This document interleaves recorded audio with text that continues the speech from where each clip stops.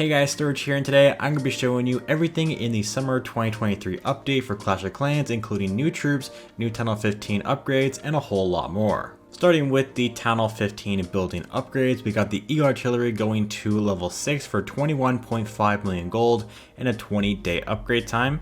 Also, make sure to check out the increased stats as I go through all of these new upgrades. We got the Scattershot going to level 4 at 21.3 million gold and a 19-day 12-hour build time. One of my favorite defensive buildings for Town Hall 15 is the Builder Hut going to level 5 at 17 million gold and a 2-week upgrade time. The final defense get an upgrade is the Hidden Tesla going to level 14 for a cost of 19.1 million gold and an 18-day upgrade time. There are also a couple of traps getting upgrades, the Giant Bomb going to level 9, which honestly looks pretty cool, and the Seeking Air Mine going to level 5 for 10 million gold and a 10-day upgrade time. We also are getting access to the remaining walls to be upgraded to level 16, so the wall grind continues on my main. And finally, for the buildings, we got the Dark Barrack, which actually gets upgraded at Town Hall 13 for 13 million elixir and takes 13 days to complete. This will unlock the Apprentice Warden, which I'll talk more about later on in the video.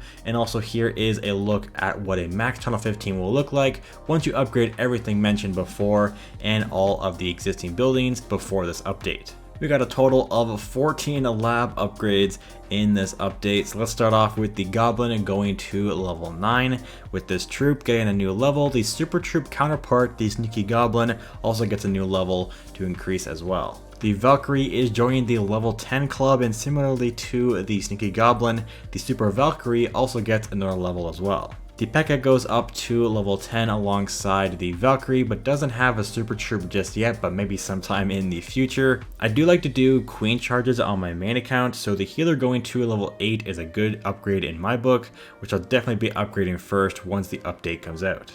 The Dragon will be getting a new level at 10, so the Super Dragon will also be getting a new level. And the Hog Rider gets to go to level 12, which will hopefully bring back Hybrid for Town Hall 15. And the Super Hog Rider is coming in this update, which I will be talking about very soon here. But the Bowler and Super Bowler are going to level 7 for 335,000 Dark Elixir and takes 17.5 days to finish. The Baby Dragon is going to level 9 and is probably my favorite troop in this update. But for the troop that doesn't have much of a visual change, the Yeti goes to level 5 for 19 million elixir and 18 days of upgrade time. With the final troop upgrade being the Ice Golem going to level 7 for 335,000 Dark Elixir and takes 17 days to finish.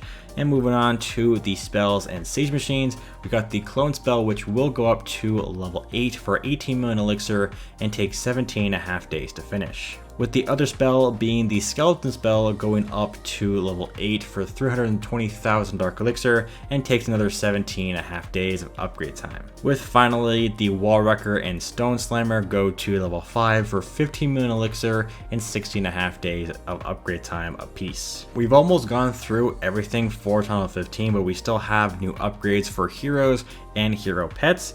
Both the Barbarian King and the Archer Queen can now go to level 90 for an increase of 35 damage per second and 750 hit points for the King at max level, with the Queen getting 20 damage per second and 150 hit points increased at max level as well. The Grand Warden can now go to level 65, and at max level the increase for damage per second is 15 and 100 hit points for the Grand Warden. And the final hero, the Royal Champion, can now go to level 40 for 20 damage per second and 150 hit points increased for the max level. Also, since every hero got another 5 levels, each of their abilities went up another level as well. And for the final upgrade for the Town Hall 15 portion of this update, the Lassie and the Yak will both be getting another 5 levels each, so every other pet will stay at level 10, while the Yak and the Lassie will go up to level 15. You may have noticed the potion above the upgrade window for the pets,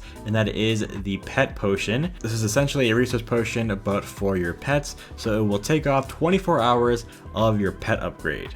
There is another magic item coming in this update, and that is the Builder Star Jar. This allows you to bypass the builder-based star bonus cooldown timer and gives you a brand new star bonus. This does not reset or remove the cooldown for your star bonus, and it can only be used if you don't have an active star bonus. Something I did mention earlier was the Super Hog Rider. This is the newest super troop coming in this update, and it will become available for Hog Riders at level 10, which is essentially Town Hall 13. The Super Hog Rider is a single targeting troop and prefers defenses. It has a housing capacity of 12, and its ability Divide and Conquer will split the Hog Rider into 2 separate troops upon defeat. Taking a look at it in action, we got one Hog Rider going up against this cannon. Now this isn't enough to take it down, so once the cannon takes out the Hog Rider, the Rider will fling off the back of the Hog and continue attacking. Once the Super Hog Rider splits in 2, the Hog will continue targeting defenses by jumping over walls,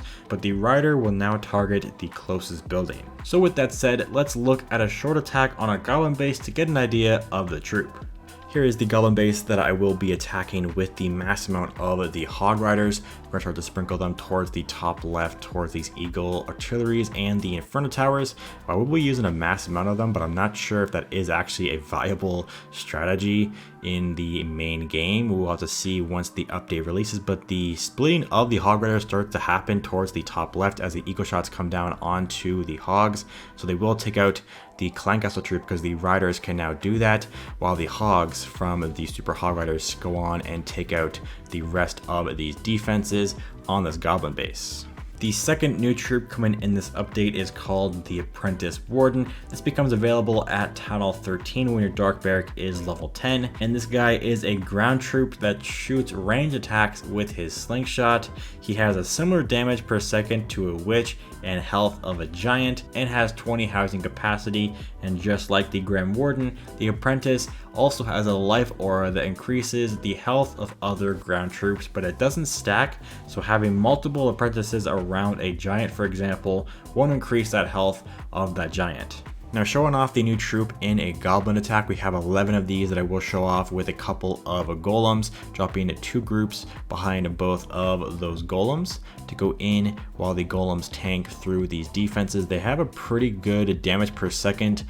Like I said, it is similar to a witch. They also have a decent amount of health as they go through a couple of these giant bombs and get hit with a couple of shots from the mortars. Now, I didn't know they actually jump over walls, so you will see here as we get through the last of these defenses, like up the very top of the base there, the Wardens actually were able to jump over the wall and attack all of the skeletons and the other buildings. So it is a pretty good troop that I think will have a lot of use for the Town Hall 13s and above. The League shop is getting a bit of an update. You can now purchase League hero skins and a League scenery. There is 1 skin for each hero and will cost 2,000 League medals for each skin. So let's take a look at the skins and the scenery.